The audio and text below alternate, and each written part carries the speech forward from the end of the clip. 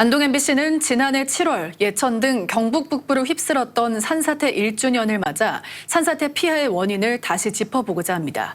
28명이 숨지거나 실종된 재난에 대해 산림청 등 행정당국은 그동안 기록적인 폭우를 주요 원인으로 꼽았는데요. 하지만 최근 감사원은 폭우는 막지 못해도 28명이나 되는 희생까지는 막을 수 있었다는 감사 결과를 내놨습니다. 특히 재난 대비의 첫 단추인 산사태 기초조사가 부실했다는 지적입니다. 이도훈 기자입니다. 저희가 지금 연평균 강수량이 계속 증가되고 있고 이상 기후가 현상이 지금 계속 심화되고 있습니다. 26명 사망, 2명 실종. 전례를 찾기 힘든 산사태 인명 피해의 원인으로 산림당국은 역시 전례를 찾기 힘든 기록적 폭우를 꼽았습니다.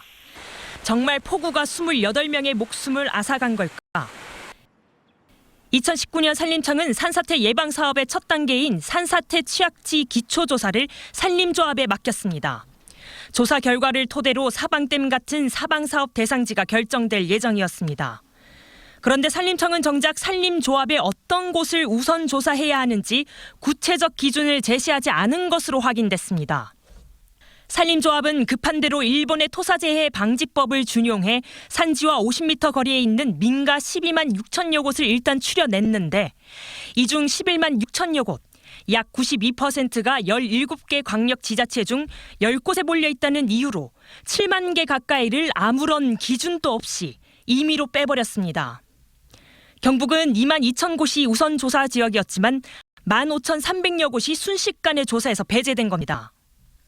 산림조합은 변명은 지역 균형을 맞춘다. 너무 경북 등 10개 지자체의 그 기초조사 대상이 선중이 되니까 좀 지역별로 맞출 필요가 있다. 그런 식으로 변명을 하고 있습니다. 그렇게 시작된 조사도 허점 투성이긴 마찬가지였습니다. 산림조합은 선정 지역이 아닌 엉뚱한 지역을 무려 3천 곳 이상 조사하기도 했는데 왜 대상지가 아닌 곳을 조사했냐고 묻는 감사원 감사에서 이동거리 최소화를 위해 조사 대상지의 인근 지역을 조사했다는 황당한 답변을 내놨습니다. 발주기관인 산림청은 조사가 제대로 진행되고 있는지 확인도 하지 않은 채 용역대금 2억여 원을 지급했습니다. 결국 엉터리 조사는 지난해 인명피해의 단초가 되고 말았습니다. 특정 지자체에 몰려있다며 조사 대상에서 제외한 6만 9천여 곳 가운데는 2명의 목숨을 앗아간 봉화군 춘향면 서동리도 포함돼 있었던 겁니다. 산지와 서동리 주택 사이의 거리는 불과 30m도 되지 않았습니다.